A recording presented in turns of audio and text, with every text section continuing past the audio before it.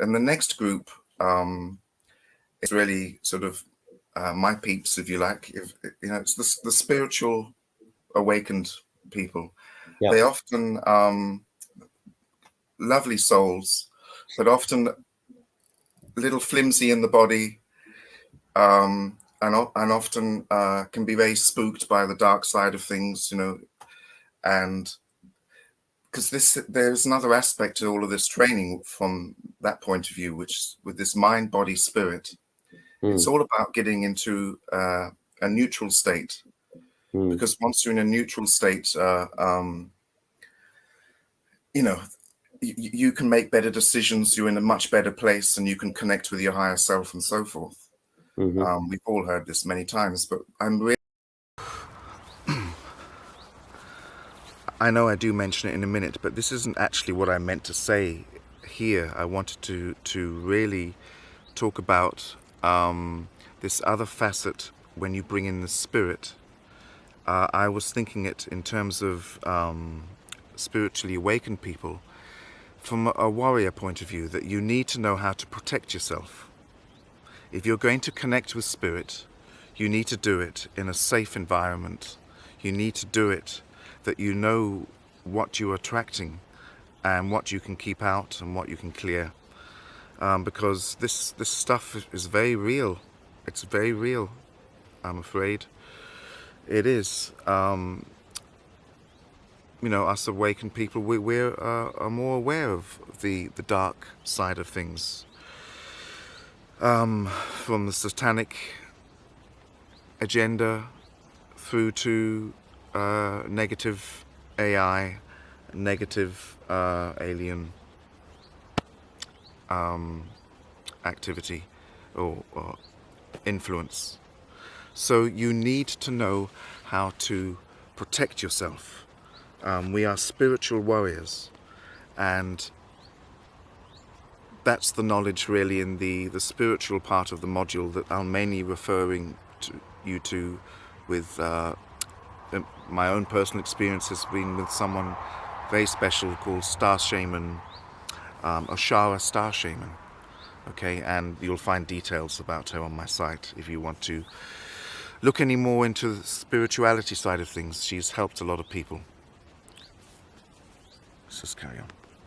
Also in a neutral state, really doing it from the real basics. How do you get in a neutral state in your body, which then helps the mind quieten down, because the mind and body are communicating. You can see with this internal power training, when you've watched the videos, you've got no space to think about anything else. You're trying to work, what am I doing here? Trying to feel and visualize what it is you're meant to be doing. That's why it's called internal power training.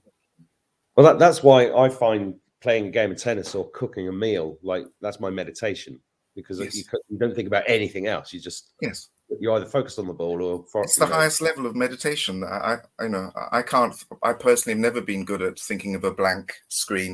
There's always something coming in on the side. Yeah, monkey mind. Yeah. And then the third area is, so being a bit warrior-like. Because I don't know why I was being too timid in this area when I was speaking to Mark, but like I said before, this is very important. It's not just being warrior-like. If you're going to go into the spiritual side of things, and all the misinformation and the CIA ops of everything's positive and just think positive. There's nothing to worry about here. That's not the case at all. You need to be aware of this realm, because the realm at the moment, it's changing, but this realm, the way that the dark side see it, the deep state and Satanists, they see this as Satan's realm, and we're all being manipulated in it. But it's going to change now. That reign of terror, that whole satanic reign, is coming to an end. Okay, there's so few of us at the moment, but we are powerful, and there's more and more waking up, And we are not alone. I truly do believe that there is a galactic external side to this story. That because we are spiritual warriors, so and you need to have a bit of backbone. Yes, you do. I just saw that. I just saw that this morning. I had my son missed his. I give him a lift to his school bus every morning, and that's about 15 minutes away. But we just missed it by 30 seconds today, so I had to drive all the way to the town where he goes to school. As we're driving along, one of my friends, my son goes, "Is that Roger?" And I'm looked to the side. Well, we're in traffic coming into town because it's rush hour coming into town, and my friend is stood there with a placard that he's painted himself. And I'm just looking at him go, and it said thalidomide was safe, so he's trying to get into the minds of all the drivers coming in about the V. And I was just, wow, that is a warrior. That man is a warrior, because most people driving past him, firstly, they'd ignored him. If anybody did look at him, they'd be thinking, what's he going on about? I looked at him and I just saw this strength, because it takes incredible courage right now to stand up in a room, or even to not wear a mask walking into a shop. And in the last 18 months, there have been 2 incidences where I've been attacked for not wearing a mask. And in both incidences, I was not centered. I knew I wasn't centered. I was in a big hurry. I think I'd had a drink the night before, and I was, and I walked in, but when you're centered, they can feel it. They feel the strength, don't they? And that kind of, and it is down to that centered calmness that we get from meditation, or from just being in the right space. And the body is a big part of that, as you said, because it's communicating with the brain, and that's then you've got the noise going on, and people getting a tizzy, and then they're reaching for things, and some things are really good, like CBD helps, and eating the right food, all that helps. But and the reason I'm rambling a bit here is because I realized that in the last year, I've been so focused on what I'm doing that I've forgotten about my body. Yeah. And I used to play tennis 5 times a week before this happened. And the reason I don't play it at the moment is because the tennis club went all COVID fascist on us. And I was like, I just can't be there. Yeah. So I've literally, only in the last week or so have I started running again and making sure that I'm out in nature more. But this really appeals to me, because it's not like, I've still got a hernia as well. So it's not like, because I've done a lot of heavy training. I've done all sorts of training in my life. And I used to be, as fit as a butcher's dog when I was younger. But this kind of thing starting to appeal to me as I'm getting older. Yeah. But not just that, as an example, as a tool, let's say, you had that situation. The idea of learning these body models is that you're not having to think, okay, I must get my center, because it's still too gray, it's too intangible. But you have a model.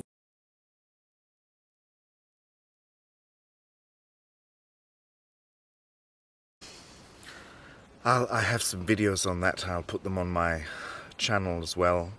But yeah, there's ways that you can use this body knowledge to it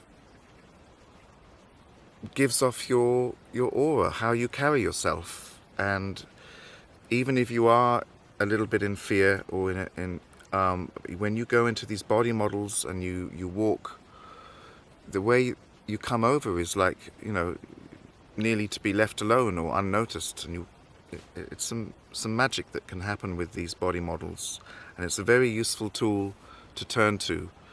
If you can't catch your breath, you can't stop yourself from shaking, then you just repeat what you're training with me in any one of these models.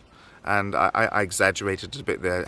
I don't suggest you breathe out in front of someone going but just breathe out, you're breathing out, but you're just maybe going. I was exaggerating, but that was a bit funny. So, okay, what is misogi? Okay, relax, drop everything, think up. You're putting yourself, that's what you're thinking in your body while someone's shouting at you. You're just working out what you need to do in your body, and then you're thinking about breathing. Saying, okay, breathe everything out, because I'm breathing. So I'm going to breathe everything out. That's one. A breathing is one of the examples of the difference between a lot of the kind of spiritual breathing modalities and martial art is that in martial arts you emphasize on the breathing out, because very typically in a lot of normal breathing classes, they big breaths in, and it's all great, it's lovely, but with martial art the idea is that you're able to cope if you're suddenly without air. So you get used to breathing everything out forcibly, and you just breathe in naturally through your nose. And so if someone's shouting at you can just emptying everything, getting centered, going into one of these models. What are you saying to me? And you're in a complete. So you can use them as tools, this body knowledge, with your psychology. And I used to use it with presentations, getting very nervous. And in the end, I'm nearly all in my body, and the presentation is nearly secondhand because I'm very familiar with it. So I can just. But if I didn't do the body thing, my left leg would be tapping. I've had to do a lot of presentations all over the world, and sometimes you get incredibly nervous. And I've always used meditation. I just go and just sit for 5-10 minutes. But I also, so I used to be an actor as well. So I remember, preparing to go on stage was always about stretching and then doing vocal exercises, red lorry, yellow lorry, red lorry, yellow lorry, all that kind of stuff, and la la la la la, and all that. Yeah. And it's this is really this applies across the board, absolutely for life. So yeah. I'm just, and look, I know people watch these videos and then they leave after 20 minutes because they're busy. So I'm going to put a link up on the screen, because the tmas.tv/immortality training, that's where you are sharing this with the world with your own online stuff. So I'm just letting everybody know about that before they bugger off to make tea.